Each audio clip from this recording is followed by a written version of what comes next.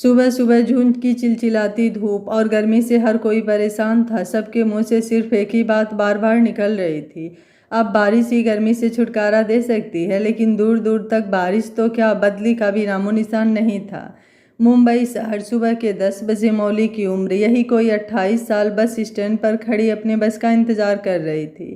कुछ लोग और भी थे जो बस का इंतजार कर रहे थे और उसके साथ ही आते जाते थे। लेकिन मौली ने कभी किसी की तरफ आंख उठाकर भी नहीं देखा। वो सिर्फ अपने काम से काम मतलब रखती थी। ना किसी से ज़्यादा बोलना और ना ही किसी से उसे कोई मतलब था। कारण उसका पीछे का पास्ट जो उसको अब पूरी तरह से बदल चुका था। इसलिए अब वो मुंबई में अकेली रहती थी। कहने को तो सपनों का शहर था, लेकिन शायद उसने सपने देखना ही छोड़ दिया था। कुछ देर में उसकी बस आई और वो उसमें बैठकर निकल गई अपनी मंजिल की तरफ, जो अब उसका सब कुछ था और उसके साथ साथ कुछ और लोगों के भी जीने का एकमात्र सहारा था। आधे घंटे बाद मौली बस से उतर गई और कुछ दूर जाने के बाद उसके फेस के एक्सप्रेशन बदल गए। सामने से अम्मा उसे बाहें फैलाकर खड़ी थी तो मौली जल्दी से जाकर उनसे लिपट गई। कुछ देर में मौली उनसे अलग होते हुए बोली, क्या बात है, आज सुबह सुबह इतना प्यार, नॉट बैड। और उनके साथ अंदर अपने छोटे से रेस्टोरेंट में आ गई, जिसे उसने कुल 4 बेघर औरतों के साथ मिलकर शुरू किया था, जिसके कमाई से और बाकी सबके सपोर्ट से वो सबका अब अच्छे से ख्याल रखती थी। बाकी सब लोग भी मौली के साथ रहकर खुश थे। उन्हें भी अब एक परिवार मिल चुका था। मौली जब तक उनके साथ रहती खुद को भी भूल जाती, लेकिन जैसे ही वो अकेले होती घुटन से उसका दम घुटने लगता। मौली अंदर आकर सबसे मिली। सबके चेहरे पर आज एक अलग ही रौनक लग रही थी, तो मौली से अब और नहीं रहा गया और उसने अपना अप्रैन पहनते हुए पूछ लिया, क्या बात है, आज आप इतने खुश? किसी को डेट पर तो नहीं जाना है? अगर जाना है तो बता दीजिए, सबका इंतज़ाम मैं यहीं कर दूंगी। अम्मा उसका सदका उतारते हुए बोली, ऐसे ही खुश रहा कर मेरी बच्ची। तुझे खुश देखने के लिए तो हम इस उम्र में भी डेट पर चले जाएं, लेकिन आज बात यह है। मौली ने उनकी तरफ देखा तो वो खुश होकर बोली कि यार, कंस्ट्रक्शन के यहाँ हमें रोज़ 100 टिफ़िन देना है जब तक कि कंपनी का पूरी तैयार नहीं हो जाता, और इसके लिए वो हमें एडवांस देने के लिए भी तैयार हैं। मौली बोली, लेकिन तब तक बीच में ही दूसरी औरत, जिनका नाम जानकी था, उम्र कोई 50 साल होगी, बोली, मौली बेटा, घाटा नहीं होगा, भरोसा कर, और इससे अगर फ़ायदा हो गया तो तू अपने हिसाब से नया रेस्टोरेंट खोल सकती है, वो भी अच्छी जगह। मौली ने सबकी तरफ देखा, फिर बोली, तो आप सबने डिसाइड कर लिया है? सबने हाँ में गर्दन हिला दिया। तो मौली बोली, ठीक है, तो फिर शुरू हो जाइए। अम्मा बोली, तू सच में मान गई? मौली ने आश्चर्य से उनकी तरफ देखा तो वो बोली, मतलब मुझे लगा तू नहीं मानेगी इसलिए बोल रही थी, लेकिन अब चल मुंह मीठा कर। और बिना उसकी बात सुने उसके मुंह में मिठाई डालकर सबको लेकर अंदर चली गई। मौली कैसे कैसे मिठाई खाकर बोली, मतलब हद होती है, मान जाओ तो भी भरोसा नहीं और ना मानो तो भी भरोसा नहीं। अभी वो बड़बड़ा ही रही थी कि बाहर से किसी की कड़कती हुई आवाज़ आई, तुम इस रेस्टोरेंट को प्रेफर कर रहे हो? You are लॉस्टेड। मौली ने सुना तो बाहर आने को हुई, लेकिन अम्मा ने उसका हाथ पकड़कर उसे रोक लिया और खुद बाहर चली गई। कुछ देर तक बात किया और अंदर आई तो मौली अंदर चक्कर काट रही थी। उन्हें देखते हुए बोली, अम्मा कौन थे? क्या ये वही हैं जिसके बारे में आप लोग बात कर रही थी? अम्मा बोली, हाँ बच्चे, उन्हें हमारे यहाँ का कुछ पता नहीं था, इसलिए थोड़ी गलतफहमी हो गई थी, और कुछ नहीं। तुम अंदर जाकर देख लो, हम सब बाहर का देख लेते हैं। मौली को कुछ अच्छा नहीं लगा, फिर भी उनका मन रखने के लिए वो अंदर चली गई। बाहर धीरे धीरे लोग आ रहे थे। अम्मा कुछ वेटर के साथ सबको देख रही थी, बाकी सब लोग मौली के साथ खाना बनाने में लगे हुए थे। दोपहर तक एक बंदा आया और अम्मा को एक कार्ड पकड़ाकर बोला, कल से इस पते पर 100 टिफ़िन पहुंचा दीजिएगा। उससे पहले सर शाम को इस रेस्टोरेंट के ओनर से मिलना चाहते हैं, उन्हें कुछ बात करनी है, तो इन्हें इस पते पर भेज दीजिएगा। और एक कार्ड पकड़ा दिया। अम्मा ने हाँ बोलकर कार्ड पकड़ लिया तो वो वहाँ से चला गया।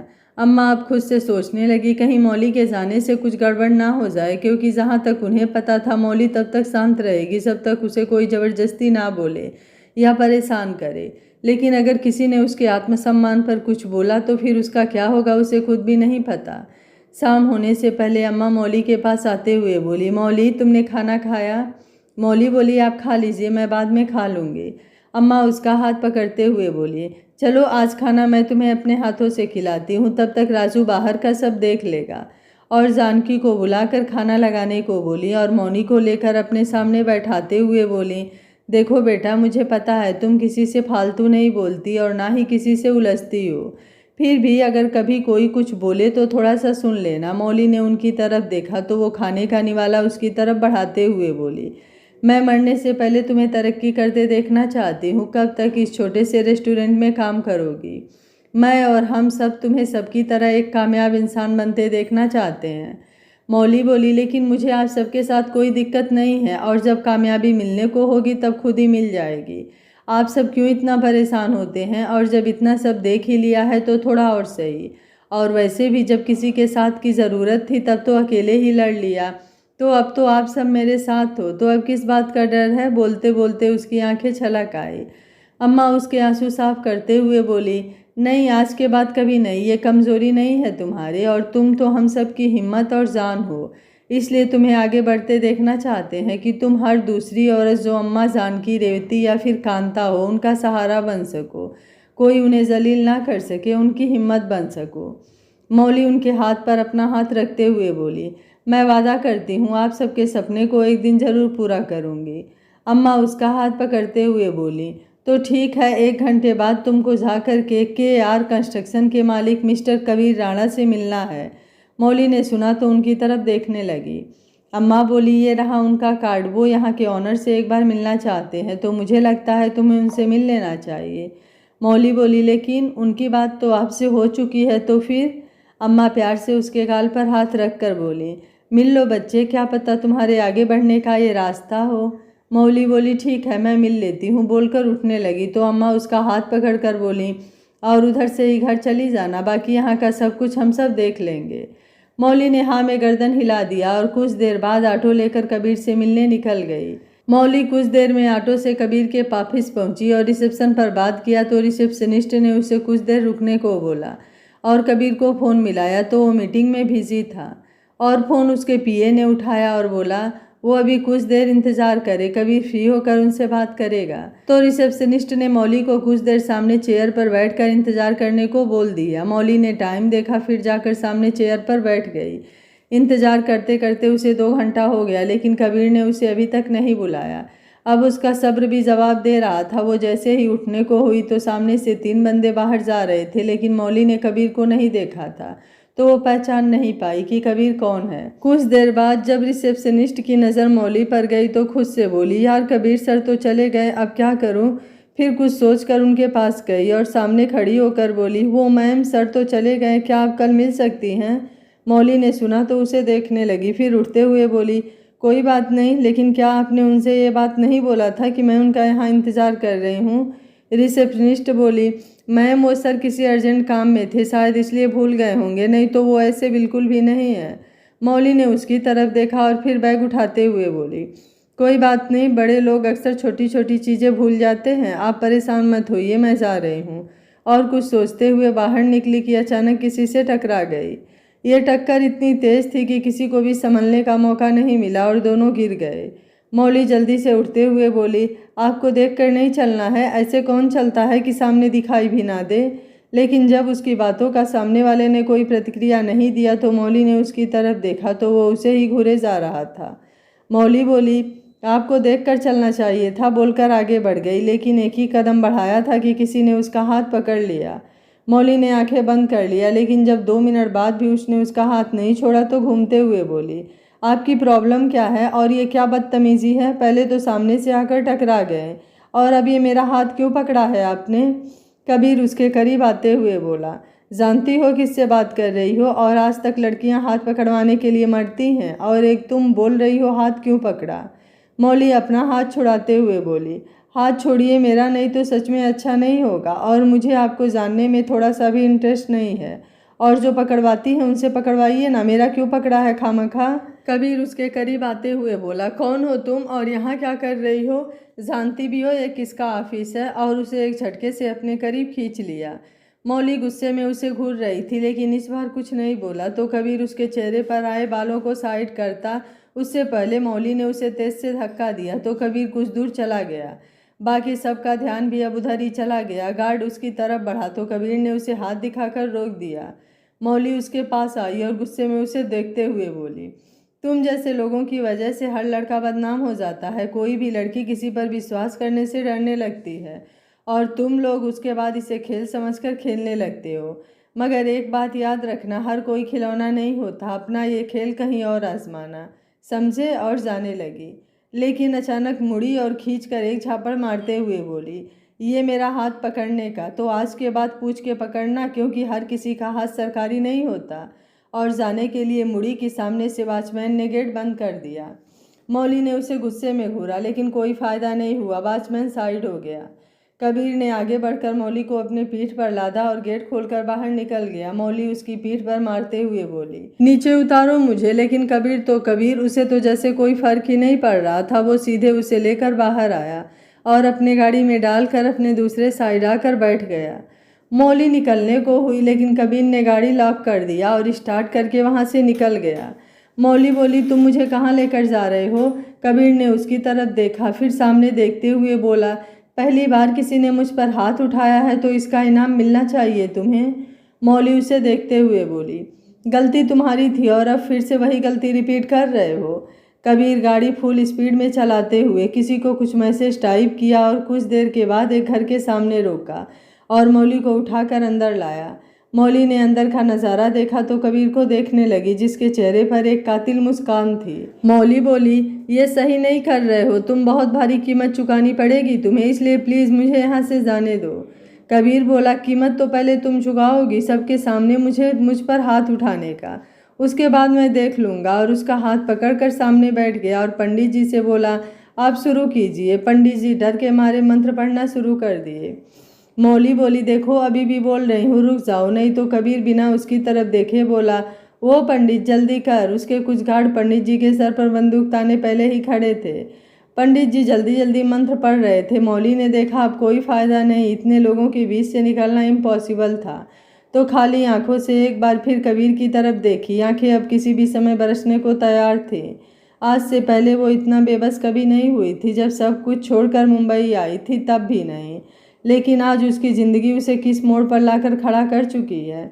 कुछ देर में पंडित जी ने उसे उठने को बोला तो कबीर उठ गया, लेकिन मौली अभी भी वैसे ही बैठी थी।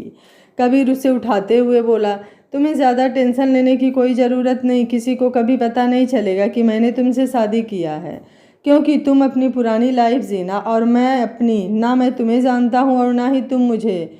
बस गलती तुम्हारी इतनी है कि तुमने बिना सोचे समझे मुझ पर हाथ उठाया, तो सज़ा तो मिलनी चाहिए। मौली ने उसकी तरफ देखा तो वो हंसते हुए धीरे से बोला, लेकिन अगर तुम्हारी इच्छा है मेरे साथ अपनी फर्स्ट नाइट सेलिब्रेट करने का तो मैं तुम्हारी ये इच्छा पूरी कर सकता हूँ। मौली ने अपनी नज़र दूसरी तरफ घुमा ली, लेकिन अब कुछ नहीं बोली। कबीर बोला, तो ये तुम्हारी तरफ से हाँ है? पंडित जी बोले, आप मंगलसूत्र पहनाइए। कबीर बोला, वो पंडित जी मंगलसूत्र तो नहीं है, मैं अपना चैन डाल देता हूँ, थोड़ी महंगी है फिर भी इतना तो बनता है। आखिर सबके सामने ना सही बीबी तो फिर भी बना रहा हूँ। और अपने गले से प्लेटिनम की चैन निकालकर उसे पहना दिया। फिर कुछ देर में सिंदूर डालकर बोला, हो गया। और पंडित जी के सामने 3-4 नोटों की गड्डी फेंकते हुए बोला, अगर ये बात कभी भी लीक हुई तो समझ लेना तुम्हारे खानदान में अग्नि देने वाला भी कोई नहीं बचेगा। और पंडित को बाहर लेकर जाने को बोल दिया। बाकी सब लोग भी बाहर चले गए। मौली अभी भी वहीं बैठी थी। कबीर उसे अपने करीब खींचते हुए बोला, अब तो हक है मेरा, तो चलो सुबह जहाँ बोलोगी वहाँ छोड़ दूँगा। मौली ने उसकी तरफ देखा और फिर अगल बगल देखा तो कोई नहीं था, सिर्फ वो और कबीर थे। कबीर लगातार उसे ही देखे जा रहा था। मौली ने कुछ सोचा, फिर उसका हाथ झटक कर उठते हुए बोली, बहुत शौक चढ़ा है ना तुम्हें शादी करने का, अब अपनी बर्बादी का इंतज़ार करना, क्योंकि मैं तुम्हें खुद को जानने का एक मौका ज़रूर दूंगी। उससे पहले आज के बाद हम कभी नहीं मिलेंगे। ये तुम्हारा दिया हुआ गिफ्ट तुम्हें वापस ना किया तो छोड़ो, वो तो वक्त बताएगा। और जाने लगी। कबीर वापस से उसका हाथ पकड़कर, इतनी अकड़, पता है ना मैं अभी तुम्हारे साथ अभी भी बहुत कुछ कर सकता हूँ। मौली उसे धक्का देते हुए बोली, तुम ना एक नंबर के ना मर्द हो, क्योंकि अगर हकीकत में मर्द होते तो एक लड़की के मजबूरी का फ़ायदा 10 लोगों को साथ लेकर नहीं उठाते। फिर भी दिया तुम्हें मौका, जो करना चाहते हो कर लो, लेकिन अगर फिर सांसें बच गई तो तुम्हारा इंतकाम ज़रूर लिखूंगी। कबीर उसे ध्यान से देख रहा था। आज तक उसने ऐसी लड़की कभी नहीं देखी थी और इसके साथ तो उसने इतना कुछ कर दिया, फिर भी वो खड़ी होकर उसे चैलेंज कर रही है। दूसरी होती तो कब की टूट चुकी होती। मौली उसके पास आकर उसे धक्का देते हुए बोली, करो ना सेलिब्रेट, करो, शादी किए हो तुम, मनाओ फर्स्ट नाइट, मैं तैयार हूँ। उसके बाद भी किसी से कुछ नहीं कहूँगी, करो जो करना है, खड़ी क्यों हो? कबीर उसका हाथ पकड़कर गुस्से में बोला, तुम्हारी इतनी भी औकात नहीं कि मेरे साथ एक रात गुजारो, तो अब निकलो यहाँ से और अपना ये शकल मुझे कभी मत दिखाना, समझी। मौली ने उसे देखा, फिर बिना कुछ बोले बाहर निकलने को हुई कि कुछ याद करके वापस आई और खींच के एक झापड़ मारते हुए बोली, याद रखना, इसे भी वापस जरूर मिलूंगी, तब तुम्हारी बर्बादी लेकर। कबीर ने गुस्से में अपने जबड़े भींच लिए लेकिन बोला कुछ नहीं। मौली भी अब बाहर निकल गई। काफ़ी देर तक पैदल चलती रही, फिर एक ऑटो रुकवा कर बैठ गई और अपने फ्लैट के लिए निकल गई। जिस चीज़ को छोड़कर वह मुंबई भागी थी वो फिर से उसके साथ ऐसा होगा उसने कभी सोचा भी नहीं था। मौली ऑटो में बैठे बैठे सोच रही थी कि सोचते सोचते 4 साल पहले अपने पास्ट में पहुंच गए। माँ पापा की लाडली थी, घर में हर किसी की चहेती। पापा और माँ उसे अपने पलकों पर बैठा कर रखते थे, कोई भी छोटी से छोटी प्रॉब्लम भी इसके अगल बगल नहीं आने देते थे। मौली अपने आप को इस दुनिया की सबसे खुशनसीब लड़की मानती थी। मौली के 2 बड़े भाई भी थे जिनकी शादी हो चुकी थी, सब कुछ अच्छा ही चल रहा था कि अचानक से उसकी लाइफ में ऐसा भूकंप आया कि सब कुछ तहस नहस हो गया। उसके पापा को अचानक ही हार्ट अटैक आया और वो सब कुछ छोड़कर भगवान के पास चले गए। अभी वो उनका गम भी नहीं भूली कि माँ भी उसे छोड़कर चली गई। तब इसे अपने अस्तित्व का पता चला जब दोनों भाई और भाभी लड़ने लगे घर के संपत्ति को लेकर, और भाभियाँ तो उनसे भी 2 कदम आगे थी क्योंकि उनकी नज़र मौली पर पड़ चुकी थी और वो किसी तरह मौली को घर से निकालना चाहती थी, लेकिन समाज ने उनका हाथ बांध रखा था, इसलिए वो जल्द से जल्द उसकी शादी करवाना चाहती थी। मौली अभी अपने माँ पापा को भूल ही नहीं पा रही थी और वो दिन भर ऐसे ही किसी कोने में बेसुध सी पड़ी रहती और ना ही कोई उसकी खोज खबर करता था। एक दिन छोटी भाभी ने उसे तैयार किया और प्यार से बोली, लाडो तुझे देखने लड़के वाले आ रहे हैं। मौली ने कुछ नहीं बोला। कुछ देर बाद लड़के वाले भी आ गए। उन्हें लड़की भी पसंद आ गई, लेकिन मौली ने सर ऊपर करके एक बार भी किसी को नहीं देखा। शादी की डेट भी फिक्स हो गई। मौली अभी भी डिप्रेशन में थी, लेकिन किसी को उससे कोई मतलब नहीं था। सब बस किसी तरह शादी हो जाए ही चाहते थे। ऐसे ही शादी का दिन भी आ गया। मौली को तैयार कर दिया गया और मंडप में लाकर बैठा दिया गया। कुछ देर बाद उसके कानों में कुछ आवाज़ें पड़ी। ये लड़का तो काफ़ी बड़ा दिख रहा है, आखिर क्या देखकर इस बच्ची की इससे शादी कर रहे हैं। आज इसके माँ पापा जिंदा होते तो इसके साथ ऐसा कभी नहीं होता। मौली के कानों में जैसे ही उसके माँ पापा की बातों की आवाज़ आई, उसने सर घुमाकर लड़के की तरफ देखा तो चौंक गई। ये लड़का तो इसके पापा की उम्र का था और उसके भाई इससे इसकी शादी करवा रहे हैं। क्या वो इतना कमज़ोर हो गई थी कि उसकी शादी किसी बुजुर्ग इंसान से हो रही थी और उसे कुछ भी ध्यान नहीं था? ऐसी तो वो बिल्कुल भी नहीं थी जब उसके माँ पापा जिंदा थे। कितनी बेबाक लड़की थी और पूरे गांव में सबसे ज़्यादा पढ़ी लिखी और समझदार भी। उसने नज़र उठाकर सबको देखा, फिर अपने आप को सामने। पंडित जी मंत्र पढ़ रहे थे कि अचानक से मौली उठकर खड़ी हो गई और सामने रखा लोटे का पानी उसमें डालते हुए बोली, मुझे नहीं करनी ये शादी, आप सब लोग जा सकते हैं। उसका इतना बोलना था कि उसके बड़े भाई ने खींचकर एक झापड़ उसे लगा दिया, और शायद ये उसकी लाइफ का पहला झापड़ था क्योंकि इससे पहले उसके माँ पापा ने तो कभी उसे मारा भी नहीं था। यही सब सोचकर उसकी आंखों में आंसू आ गए। भाभी बोली, सब अब शगुन कर दिया। अरे कहाँ हम तुम्हारा घर बसाने का सोच रहे थे और तुम अपना घर बसने से पहले ही उजाड़ रही हो। मौली बोली, मुझे शादी नहीं करनी तो आप लोग क्यों ज़बरदस्ती करवा रहे हो? छोटे भाई ने आकर उसका हाथ पकड़ते हुए बोला, चुपचाप बैठ जा, फिर से मंत्र पढ़कर तेरी शादी हो जाएगी। मौली उससे अपना हाथ छुड़ाकर उठते हुए बोली, मुझे नहीं करनी तो नहीं करनी इस बूढ़े से शादी, आप लोग क्यों मुझे परेशान कर रहे हो? बड़ी भाभी उसके सामने आकर बोली, ठीक है, अगर तुझे ये शादी नहीं करनी है तो फिर तू हमारे साथ नहीं रह सकती है, तो तुझे जो भी करना है सोच समझ कर। मौली उन्हें देखते हुए बोली, जितना ये आपका घर है उतना ये मेरा भी। तो आप लोग इसके आगे वो कुछ बोलती कि दूसरा झापड़ उसे दूसरे भाई ने मारा और हाथ पकड़ कर बाहर निकालते हुए बोला, जाए और अपनी शकल हमें कभी मत दिखाना, समझी? मनहूस कहीं कि माँ पापा को खाकर भी इसे संतोष नहीं है। मौली वहीं बैठकर रोने लगी। उसने कभी सोचा भी नहीं था कि उसके खुद के भाई भी उसके साथ ऐसा कुछ करेंगे। आज समझ आया उसे, दुनिया का असली चेहरा तो यही था, बाकी सब तो झूठ था। जिसे वो सच्चा समझती थी सबका सब आज झूठ निकला और उसके माँ पापा के जाते ही सब कुछ बाहर आ गया।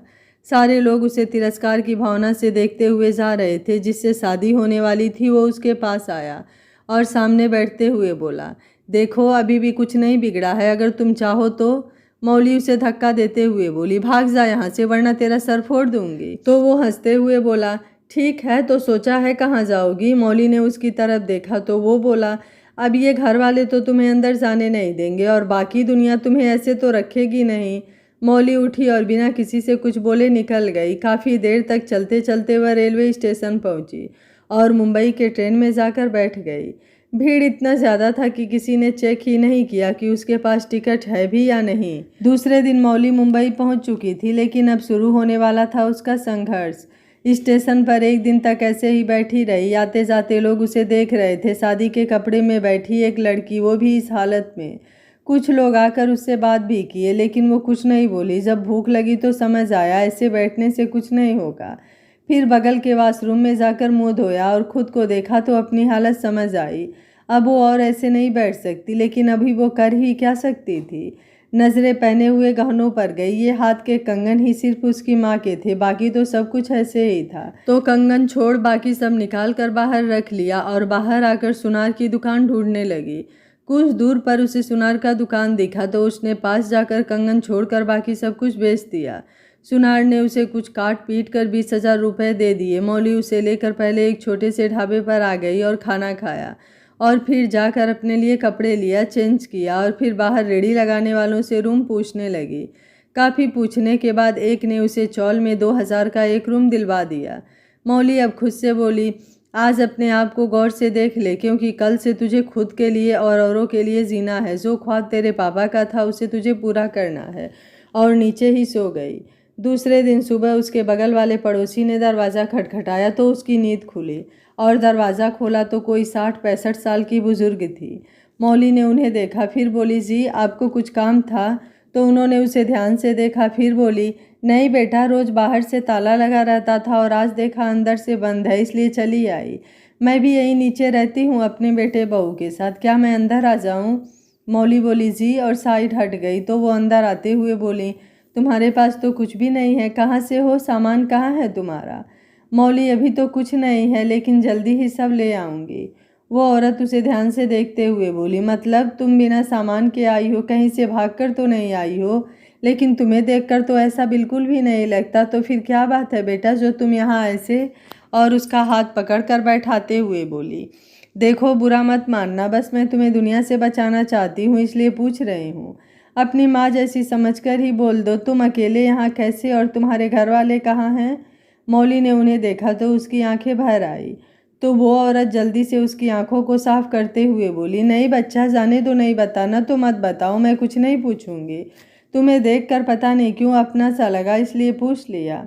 तो मौली ने उनकी तरफ देखा, फिर बोले, क्या मैं आपको अम्मा बोल सकती हूँ? तो उन्होंने हंसते हुए सर हाँ में हिला दिया। अब मौली ने उन्हें अपना सब कुछ बता दिया तो अम्मा उसका सर सहलाते हुए बोली, कोई बात नहीं, जो बीत गया वो बीत गया, अब आगे बढ़ो और इतना ऊंचा जाओ कि सबका सहारा बन सको। तब तक उन्हें एक लड़का आकर बुला ले गया। कुछ देर बाद अम्मा फिर एक लड़के के साथ आई और बोली, ये है मौली, कल से तेरे साथ काम पड़ जाएगी। तो उसने उसे देखते हुए हाँ में गर्दन हिला दिया। दूसरे दिन से अम्मा उसके लिए खाना लाती और कभी कभी उसे खुद अपने हाथों से खिलाती थी। मौली से उनका एक माँ बेटी का रिश्ता बन चुका था।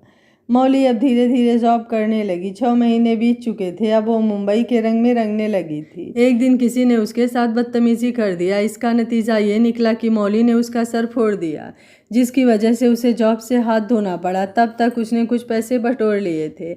अम्मा ने उसे खाना बनाते हुए और सबको खिलाते हुए देखा था। काफ़ी स्वाद खाना बनाती थी, इसलिए एक दिन उन्होंने ही उसे छोटा सा रेस्टोरेंट खोलने को बोला।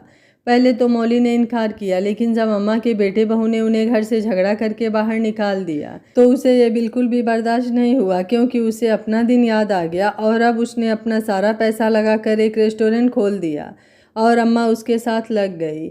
1 साल में उनका रेस्टोरेंट इस एरिया में अच्छा खासा चलने लगा तो अम्मा ने उसे फ्लैट में रूम दिलवा दिया और अपने सबके साथ रेस्टोरेंट में ही रहने लगी।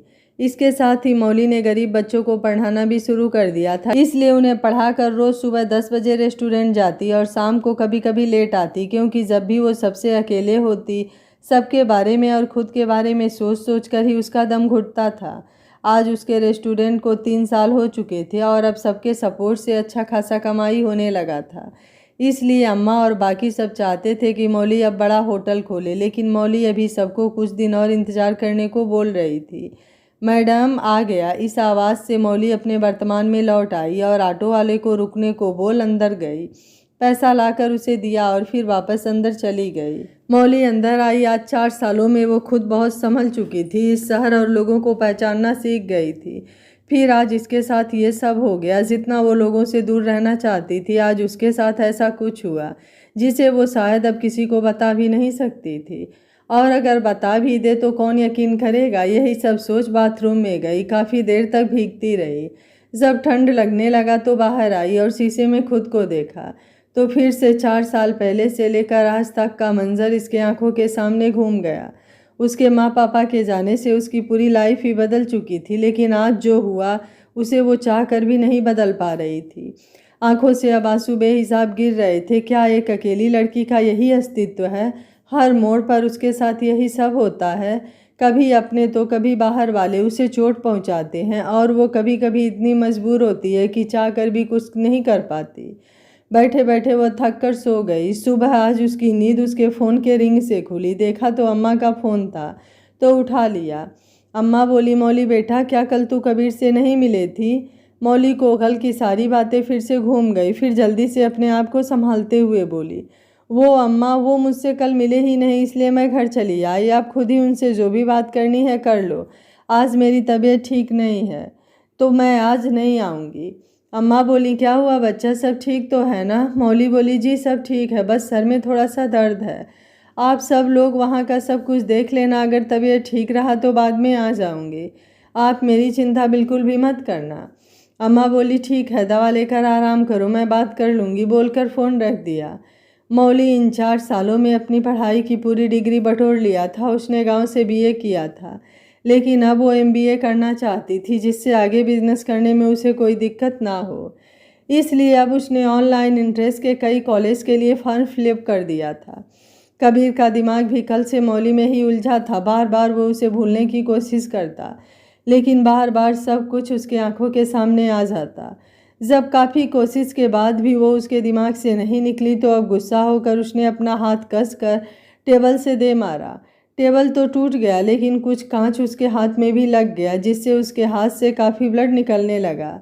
उसके पीए ने देखा तो दौड़कर उसके पास आया और उसका हाथ पकड़कर बोला, सर ये आपने क्या किया? और उसको बैठाते हुए फर्स्ट एड बॉक्स लाया और उसका घाव साफ किया और उसे पट्टी बांध कर बोला, मैं ये सब साफ करवा देता हूँ।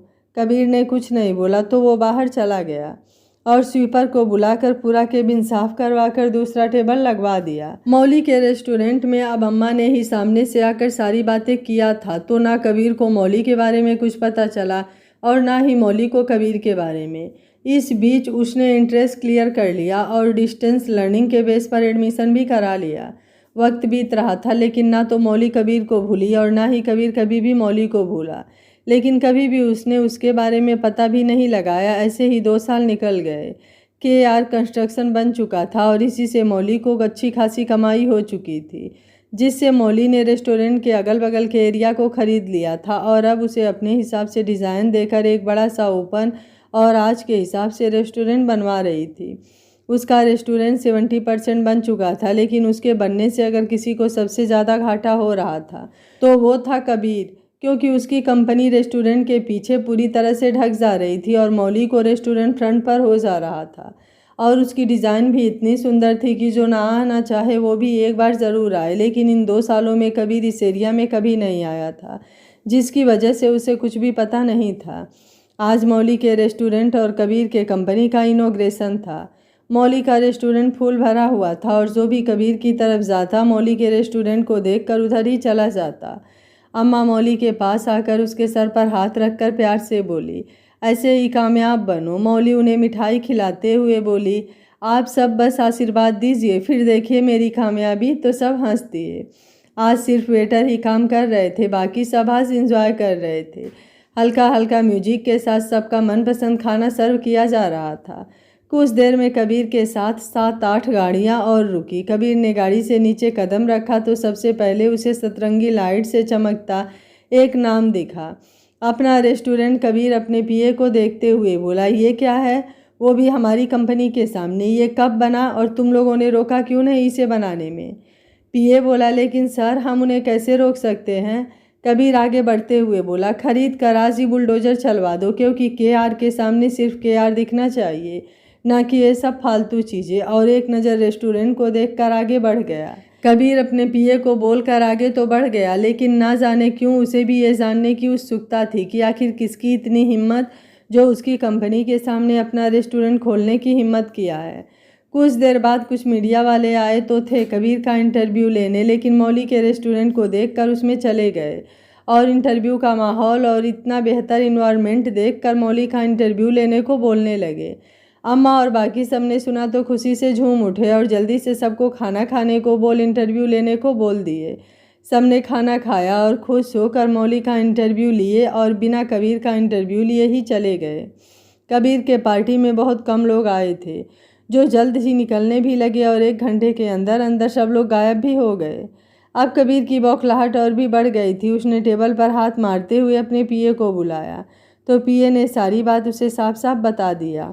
कबीर गुस्से में बाहर निकला और सीधे मौली के रेस्टोरेंट में आ गया।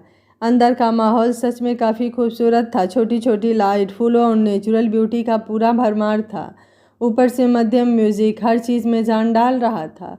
हर उम्र के लोग इसमें आकर खाने के साथ साथ पूरे माहौल को एंजॉय कर सकते थे। अम्मा ने कबीर को देखा तो वो जल्दी से उनके पास आकर बोली, और बेटा जी आप चलिए अंदर आइए, और उसका हाथ पकड़कर अंदर ले गई। कबीर तो अम्मा को देखकर ही कंफ्यूज था और उन्हें सामने से कुछ बोल भी नहीं सकता था। आखिर 2 सालों में अपने हाथ का उसे इतना खाना जो खिलाया था वो उन्हें एक माँ की तरह ही मानने लगा था। 2 सालों में उनसे कबीर की अच्छी खासी जान पहचान हो गई थी। अम्मा ने उसे बैठाया और जानकी से खाना लाने को बोल उसके बगल में बैठ गई। कबीर इधर उधर देखते हुए बोला, अम्मा ये रेस्टोरेंट आप सबका है? अम्मा बोली, जी बेटा जी, लेकिन सबसे ज़्यादा मेहनत और इस पर सारा काम मौली बिटिया ने किया है। अगर कहिए तो ये उसका सपना है जिसे उसने अपने हाथों से सजाया है। कबीर बोला, तो मिलवाइए ना उनसे, आखिर मुझे भी तो पता चले इस झोपड़ी को महल किसने बनाया, आखिर ऐसा क्या है उनमें। अम्मा हंसते हुए बोली, रुकिए बुलवाती हूँ, और जानकी को आवाज़ देकर बोली, मौली बिटिया को बुलाने को। तो जानकी ने बोला, वो किसी काम से अभी बाहर गई है, कुछ देर में आती होगी। कबीर बोला, चलिए कोई बात नहीं, अब तो मिलना मिलाना होता रहेगा। अम्मा ने उसे खाना खाने को बोला तो कबीर जल्दी से खाना खाकर निकल गया। कबीर गाड़ी के पास आया तो उसका पीए पीछे पीछे दौड़ता हुआ उसके पास आया और बोला, तो सर क्या करना है इसका? कबीर बोला, मुँह मांगी कीमत दे दो और 24 घंटे के अंदर ये यहाँ नहीं दिखना चाहिए, और गाड़ी में बैठ गया। कुछ दूर ही आगे बढ़ा था कि गाड़ी के मिरर में उसे मौली किसी से बात करते हुए दिखाई दी तो गाड़ी साइड रोकने को बोल उसे देखने लगा। आज पूरे 2 साल बाद उसे देख रहा था। कितनी बदल गई थी वो। जीन्स शर्ट, अपर से जैकेट, आंखों में गॉगल, चेहरे पर एक पॉजिटिव एटीट्यूड। किसी से गुस्से में बात कर रही थी। आज पहली बार कबीर को उसे देखकर न जाने क्यों सुकून मिल रहा था। वो उसे न जाने कब तक ऐसे ही देखता रहा, लेकिन उसके पलक झपकते ही अचानक से पता नहीं कहाँ मौली गायब हो गई। कबीर जल्दी से गाड़ी से उतरा और इधर उधर देखने लगा, लेकिन फिर मौली उसे कहीं नहीं दिखी तो चेहरे पर बेचैनी और घबराहट ने जगह बना लिया, जैसे उसकी कोई कीमती चीज़ खो गई है। शाम को कबीर घर पर था। आज उसका दिमाग फिर से किसी भी चीज़ में नहीं लग रहा था। जब से मौली को देखा था, न जाने क्यों उसे अपने किए पर पहली बार गिल्ट महसूस हो रहा था। क्या उसकी इतनी बड़ी गलती थी कि उसने उसके साथ ऐसा किया? कुछ सोचकर वह बाहर चला गया। सामने उसे बार दिखा तो उसमें चला गया। क्या पता वो मौली को भूल जाए, इसलिए बार काउंटर पर जाकर ड्रिंक करने लगा। काफ़ी पीने के बाद भी जब उसे मौली का चेहरा बार बार अपने आंखों के सामने आने लगा तो झुंझलाकर उठ गया। लेकिन अब मुश्किल ये थी कि शरीर काम ही नहीं कर रहा था, तो घर जाए तो कैसे कैसे कैसे वो बाहर गाड़ी तक आया और आकर उसमें बैठ गया। लेकिन इतना ज़्यादा ड्रिंक कर लिया था कि उसे कुछ दिख ही नहीं रहा था। अब वो बिना गाड़ी स्टार्ट किए बस स्टीयरिंग घुमाए जा रहा था। अब रात भी काफ़ी हो चुकी थी। सब लोग उसको फ़ोन कर करके परेशान थे, लेकिन उसका कुछ भी पता नहीं था। काफ़ी देर बाद उसका पीए आया और देखा तो वो अंदर बेहोश पड़ा था। गाड़ी अंदर से लॉक थी। फिर डुप्लीकेट चाबी लेकर गाड़ी खोला और उसे लेकर घर गया। दूसरे दिन कबीर उठा तो उसके सर में काफ़ी तेज़ दर्द हो रहा था, तो उसका पीए आया और उसे नींबू पानी पकड़ा कर बोला, सर इतना ज़्यादा ड्रिंक करने की क्या ज़रूरत थी आपको? अगर सही समय पर मैं नहीं पहुंचता तो पता नहीं क्या होता। कबीर बोला, वो सब छोड़ो, जो मैंने बोला उसके बारे में बताओ। उठकर बाथरूम जाने लगा, पर पीए बोला, सर वो मैं आपको बताने वाला था। कबीर उसकी तरफ देखते हुए बोला, 10 मिनट में सारी रिपोर्ट चाहिए, और बाथरूम में चला गया। कुछ देर बाद बाहर आया और तैयार होने लगा। बाल सेट किया और जैकेट उठाया तो उसका पीए बोला, सर वो लोग किसी भी कीमत पर उस रेस्टोरेंट को देने के लिए तैयार नहीं हैं। कबीर बालों में जेल लगाते हुए बोला, तुमने उन्हें मुंह मांगी कीमत ऑफर की? पीए बोला, जी सर, मैंने सब कुछ ट्राई किया, लेकिन वहाँ की ऑनर हमारी कोई बात सुनने को तैयार नहीं है। और तो और वो कोर्ट जाने की धमकी भी हमें दे चुकी हैं। कबीर उसकी तरफ देखते हुए बोला, कोई बात नहीं, मैं बात करता हूँ, और कोट पहनते हुए बाहर निकल गया। और आज उसे न्यू ऑफिस जाना था, इसलिए अकेले खुद ड्राइव कर ऑफिस के लिए निकल गया। जैसे ही मौली के रेस्टोरेंट के सामने आया, कुछ सोचकर गाड़ी रोका और अंदर चला गया। अम्मा ने सुबह सुबह उसे यहाँ पर देखा तो उसके पास आते हुए बोली, अरे बेटा जी, आप यहाँ कोई काम था तो हमें बोल देते, हम खुद आ जाते, आपने आने का कष्ट क्यों किया? कबीर बोला, वो अम्मा, मुझे यहाँ के ऑनर से मिलना था, कुछ बात करनी है। अम्मा बोली, अरे हाँ क्यों नहीं बेटा, वो अभी अभी आई है, अंदर होगी, आप जाकर वहीं मिल लो। फिर राजू को बुलाकर बोली, राजू इन्हें मौली दी के पास ले जाओ। तो राजू कबीर को मौली के केबिन की तरफ लेकर चला गया। कबीर अंदर जाते हुए खुद से बोला, सब कुछ कितनी बारीकी से सजाया है, अगर ये मेरे कंपनी के सामने नहीं होता तो मैं इसे कभी नहीं तोड़ता, लेकिन ये इसका बैड लक। कुछ देर बाद राजू उसे केबिन के सामने ले जाकर बोला, अंदर जाइए, दी अंदर ही है, और फिर खुद चला गया। कबीर आज पहली बार खुद किसी से इस तरह मिलने आया था, नहीं तो हमेशा से तो वो खुद ही जिसको मिलना होता था अपने पास बुला लेता था। उसने अपने आप को एक बार देखा और केबिन नॉक किया तो अंदर से आवाज़ आई, आप भी ना, हमेशा इतना मना करने के बाद भी केबिन नॉक क्यों करती हैं? आपको ऐसे नॉक करने की क्या ज़रूरत है? कबीर को उसकी आवाज़ कुछ जानी पहचानी लगी, लेकिन सर झटक कर दरवाज़ा खोला और अंदर आते हुए बोला, मुझे आपसे कुछ ज़रूरी बात करनी है। मौली ने जैसे ही ये आवाज़ सुना तो सर उठाकर ऊपर देखा, और ठीक उसी समय कबीर ने भी मौली को देखा।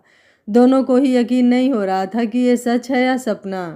कबीर ने पलकें 2-3 बार झपकाया, तब जाकर उसे यकीन हुआ कि ये कोई सपना नहीं, मौली ही है। मौली बोली, जी बैठिए, क्या बात करनी है आपको, आप खुलकर बोल सकते हैं। कबीर ने सुना तो अजीब लगा, मौली उसे देखकर भी इतना नॉर्मल बिहेव कैसे कर सकती है। फिर भी वो सामने चेयर पर बैठ गया और उसे चुपचाप देखने लगा। आगे क्या करने आया था उसे देखकर वो बोलना ही भूल गया। आज मौली ने येलो कलर की कुर्ती और जींस पहना था। मौली फाइल देखते हुए बोली, जी बोलिए, आपको क्या काम था? कबीर बोला, वो मुझे, हाँ, काफ़ी खूबसूरत लग रही हैं। मौली ने उसकी तरफ देखा तो वो बात बदलते हुए जल्दी से बोला, यहाँ का सब कुछ काफ़ी खूबसूरत लग रहा है। यही बोल रहा था, मौली ने अपना सर झटक लिया और फिर से फाइल देखते हुए बोली, तो आप यही बोलने यहाँ तक आए थे? तो अब आप यहाँ से जा सकते हैं, आप फ्री होंगे, लेकिन मैं नहीं। कबीर बोला, आप अपना काम कीजिए, मैं आपको डिस्टर्ब बिल्कुल भी नहीं करूँगा, आई प्रॉमिस। मौली ने अपने केबिन की घंटी बजाई तो कुछ देर में राजू आकर बोला, जी दीदी, कोई काम है? मौली बोली, इन्हें इज्जत से बाहर छोड़ दीजिए। कबीर उठते हुए बोला, ऐसे कैसे बाहर छोड़ दीजिए, मैं कोई बच्चा नहीं हूँ। मौली ने घूर कर उसे देखा तो कबीर उसे स्माइल पास करते हुए बोला, राजू तुम बाहर जाओ, मैं कुछ देर में आता हूँ, अम्मा से भी मुझे कुछ बात करनी है। तो राजू वहाँ से चला गया। कबीर मौली के पास आकर उसके ऊपर झुकते हुए बोला, क्या सच में आपने मुझे नहीं पहचाना, या फिर जानबूझकर ये सब कर रही हैं? मौली बोली, आप बाहर जाएंगे या फिर मैं पुलिस को बुलाऊं? कबीर उसके चेहरे पर आते हुए बालों को साइड करते हुए बोला, पता है, जब से मैंने आपके साथ वो सब किया है तब से लेकर आज तक एक गिल्ट में जी रहा हूँ, और अब आप ऐसे मुझे इग्नोर करके और भी बड़ा अपराधी बना रही हैं। क्या एक बार मुझे माफ़ नहीं कर सकती? मौली ने सुना तो उसे धक्का देकर उठते हुए बोली, ना तो मैं आपको जानती हूँ और ना ही मैं आपको जानना चाहती हूँ, तो आप यहाँ से जा सकते हैं। ऐसा ना हो कि मजबूरी में मुझे कुछ ऐसा करना पड़े जो मैं नहीं करना चाहती, और उसके बाद आपको ही इसका भारी कीमत चुकानी पड़े। कबीर उसकी तरफ बढ़ा कि मौली उसे हाथ दिखाते हुए बोली, प्लीज़ स्टॉप, लास्ट बार बोल रही हूँ, जो आप समझ रहे हैं वो मैं नहीं हूँ। कबीर बोला, अच्छा, तो आपको कैसे पता कि मैं क्या समझ रहा हूँ? मौली बोली, आप बाहर जाएंगे या नहीं? कबीर बोला, जी फिलहाल के लिए तो नहीं, क्योंकि जिसे मैं ढूंढ रहा था वो मुझे मिल गई है। मौली ने अपना फ़ोन उठाया तो कबीर उसका फ़ोन लेकर बोला, ये क्या कर रही हैं? अरे जब मैं बात कर रहा हूँ तो बीच में फ़ोन की क्या ज़रूरत है आपको? ठीक है, बस एक बार यही बोल दीजिए कि पहचान रही हैं मुझे, मैं चला जाऊँगा। मौली बोली, दिमाग ख़राब है क्या आपका, जो कुछ भी बोल रहे हैं? मैं बोल रही हूँ ना, आप बाहर जाइए, मैं नहीं जानती आपको। मौली ने जैसे ही कबीर को बाहर जाने के लिए बोला, कबीर उसके और भी करीब बढ़ने लगा। मौली पीछे जा रही थी और कबीर उसके करीब बढ़ रहा था।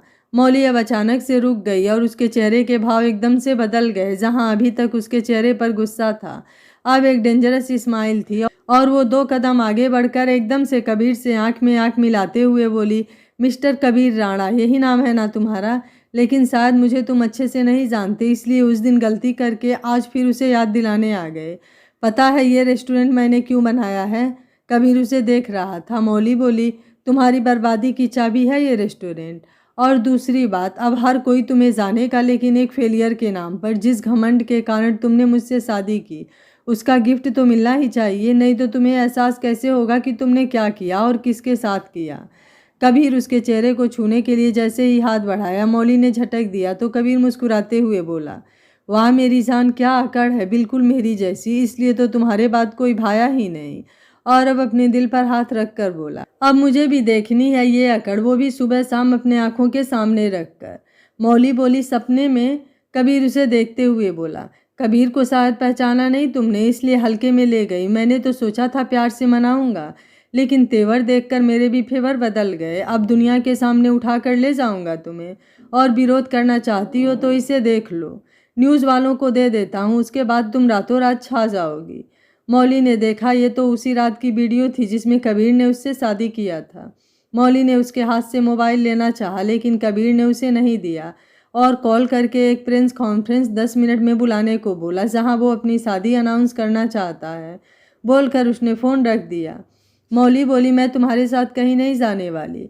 कबीर बोला, कोई बात नहीं, मैं उठा कर ले जाऊंगा, तुम्हें चलने की कोई ज़रूरत नहीं, आखिर बीबी हो, इतना हक तो ज़रूर दूंगा। मौली उसकी आंखों में देखते हुए बोली, एक रात के लिए या फिर कुछ रातों के लिए?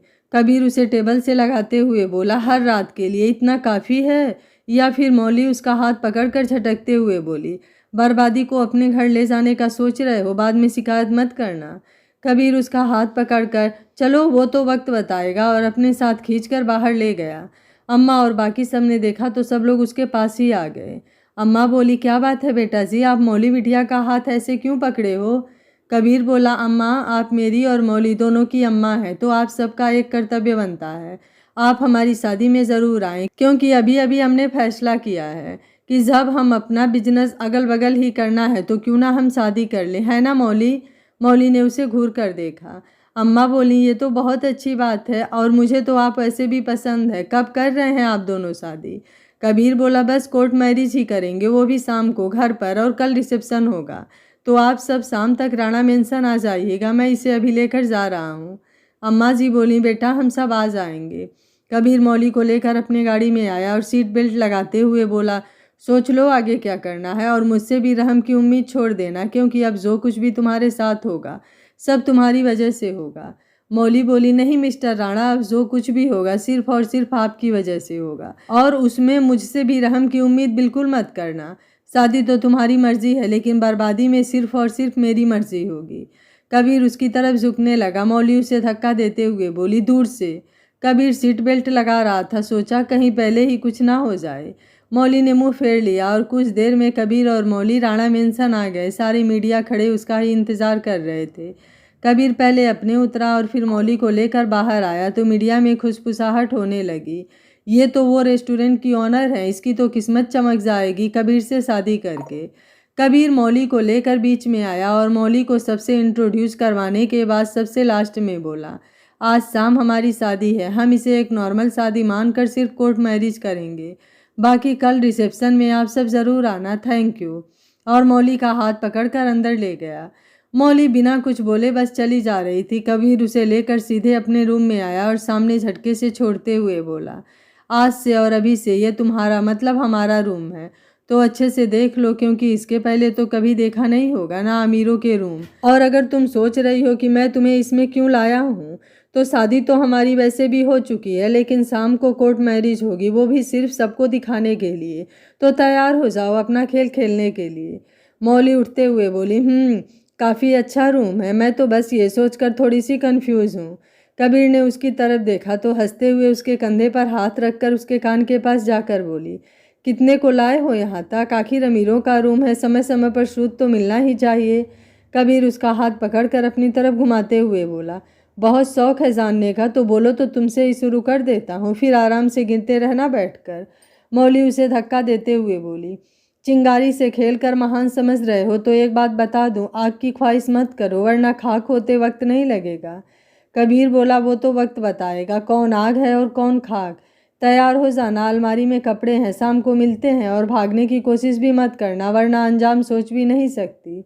बोलकर बाहर जाने लगी।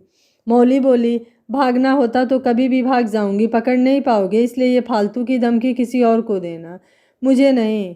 कबीर ने एक नज़र उसे देखा फिर बाहर निकल गया।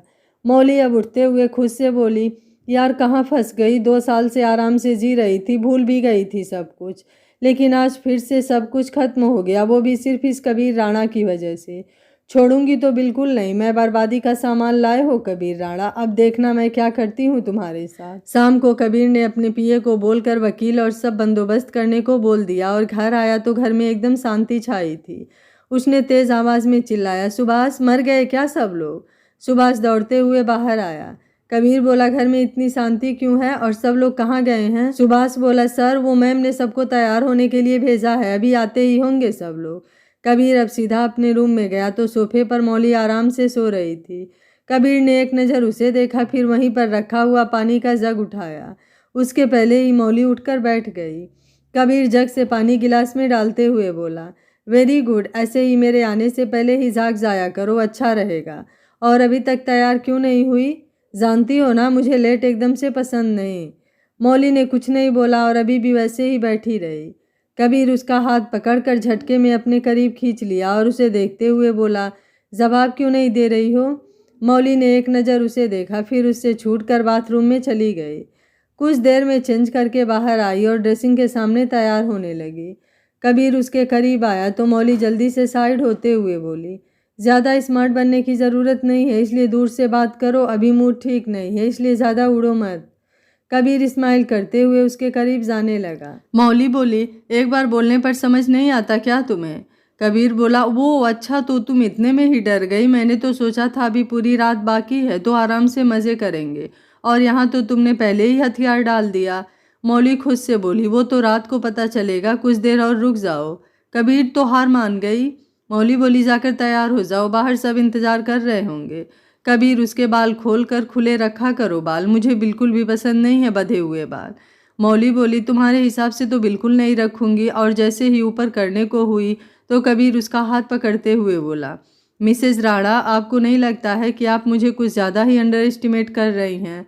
मौली बोली, और तुम्हें नहीं लग रहा अपना कुछ ज़्यादा चला रहे हो, जो कि तुम्हें बिल्कुल भी नहीं करना चाहिए? कबीर उसे छोड़ते हुए बोला, जल्दी से तैयार हो जाओ, और बाथरूम में घुस गया। मौली थोड़ा बहुत तैयार हुई और जैसे ही बाहर निकलने को हुई, कबीर निकलते हुए बोला, साथ में चलना है? मौली बोली, मैं बाहर अम्मा से मिलने जा रही हूँ। कबीर बोला, तो भी साथ में चलेंगे। मौली उसे घूरते हुए बोली, गुलाम नहीं हूँ मैं तुम्हारी जो तुम्हारी बात मानूं, समझे? और जाने लगी। कबीर बोला, ठीक है, फिर आगे जो होगा मुझसे मत बोलना। मौली बोली, ऐसा क्या करोगे? कबीर बोला, जाकर दिखाओ, कल तक रिजल्ट तुम्हारे सामने होगा। मौली ने कदम जैसे ही आगे बढ़ाया, कबीर बोला, हाँ शेखर, कल तक रेस्टोरेंट का नाम निशान नहीं होना चाहिए, वहाँ पर कोई कुछ बोले तो बोल देना, मेरी वाइफ का ऑर्डर है। मौली ने सुना तो वापस आते हुए बोली, अगर मेरे रेस्टोरेंट में कुछ भी किया तो फिर समझ लेना। कबीर बोला, शेखर अभी रुक जाओ और मेरे मैसेज का इंतज़ार करना, और फ़ोन रखते हुए बोला, तो मिसेज राणा कुछ कहना चाहती हैं आप अभी भी? मौली बिना कुछ बोले बैठ गई। कबीर ने उसे देखा और फिर आराम से तैयार होकर बोला, चलो। मौली ने उसे देखा तो कबीर बोला, स्माइल करो। मौली बोली, तुम बेहतर करते हो, और उसके साथ बाहर आ गई। बाहर कुछ इम्पोर्टेंट लोग आए थे, अम्मा और बाकी सब भी आए थे। कबीर सबसे मिला। कुछ देर बाद कबीर ने वकील के कहे जगह पर साइन किया और फिर मौली ने भी साइन कर दिया। वकील बोला, वरमाला दीजिए सर मैम को। मौली बोली, मुझे एलर्जी है मोंगरा से। कबीर बोला, गुलाब लाओ, तो संतोष दौड़कर गुलाब की माला लाया। कबीर मौली के गले में डालकर एक आंख दबा दिया। मौली ने गुस्से में उसके ऊपर जैसे तैसे माला फेंक दिया। सबने तालियां बजाई। मौली ने अम्मा के पैर छूकर आशीर्वाद लिया, लेकिन कबीर उन्हें साइड हक करते हुए बोला, और ब्यूटीफुल, कुछ समझाइए, मिसेस राणा को बहुत गुस्सा करती हैं। कौन अपने पति पर इतना गुस्सा करता है? अम्मा ने दोनों का सदका उतारा और हमेशा खुश रहने को बोली। कुछ देर में सबने खाना खाया। मीडिया वालों ने कबीर और मौली की कुछ तस्वीर लिया और जब क्वेश्चन किया तो कबीर ने सबको हाथ दिखाकर रोक दिया और खाना खाकर जाने को बोला तो सब ने हाँ में सिर हिला दिया और कुछ देर बाद चले गए। रात को अम्मा मौली को समझाकर और आशीर्वाद देकर सबके साथ चली गईं। मौली उठते हुए बोली, मुझे तुम्हारे साथ नहीं रहना, मुझे दूसरा रूम बता दो। कबीर बोला, क्यों? और वैसे भी आज तो हमारी। मौली बोली, स्टॉप दिस नॉनसेंस। कबीर उसे एक झटके में गोद में उठाकर बोला, चलो बताता हूँ। मौली बोली, छोड़ो, क्या कर रहे हो? कबीर, सब देख रहे हैं, शांत रहो। मौली ने देखा तो सभी नौकर उन दोनों को ही देख रहे थे। कुछ देर में कबीर रूम में लाकर उसे बेड पर गिराता उससे पहले ही मौली जल्दी से कूद गई। कबीर ने घूर कर उसे देखा। मौली बोली, मैं तुम्हारे बेड पर बिल्कुल भी नहीं सोने वाली। कबीर बोला, अच्छा ऐसा है क्या? मैं भी देखता हूँ कैसे नहीं सोती। मौली ने अब जल्दी से बाथरूम में भागकर दरवाज़ा बंद कर दिया। कबीर बोला, मौली दरवाज़ा खोलो वरना तोड़ दूंगा। मौली बोली, मुझे नहाना है, तब तक तुम आराम से सो जाओ। कबीर बोला, बहाने छोड़कर बाहर निकलो। मौली बोली, मैं नहीं निकलने वाली, कुछ भी कर लो। कबीर बोला, ठीक है, मत निकलो, और बाहर चला गया। मौली को कुछ देर आवाज़ नहीं आई तो सोची सच में सो गया, और अभी थोड़ा खुश होती तब तक दरवाज़ा खुल गया। मौली बोली, ये कैसे खुल गया? कबीर उसके करीब बढ़ते हुए बोला, तुम्हें क्या लगता है इसकी दूसरी चाबी मेरे पास नहीं होगी? मौली बोली, तुम ज़बरदस्ती क्यों कर रहे हो? मुझे तुम्हारे साथ नहीं सोना, आई हेट यू। कबीर बोला, कोई बात नहीं, आई आल्सो हेट यू। फिर भी मैं एडजस्ट कर रहा हूँ ना अपने दुश्मन के साथ, जबकि मैं जानता हूँ वो मुझे हार्म करना चाहती है। तो चलो तुम भी सो जाओ, साथ में मज़ा आएगा। और सुबह तुमने ही तो बताया था इतना महंगा सब कुछ है तो कुछ तो सूद मिलना चाहिए। क्या होगा कबीर और मौली के रिश्ते का अंजाम? क्या मौली कबीर के कैद से आज़ाद हो पाएगी या फिर मौली कबीर के सामने अपने घुटने टेक देगी? जानने के लिए देखते रहिए कहानी का अगला भाग। अगर आपको कहानी अच्छी लग रही है तो वीडियो को लाइक, शेयर एंड चैनल को सब्सक्राइब कर लीजिएगा। Thank you for watching. मिलते हैं कहानी के अगले भाग में।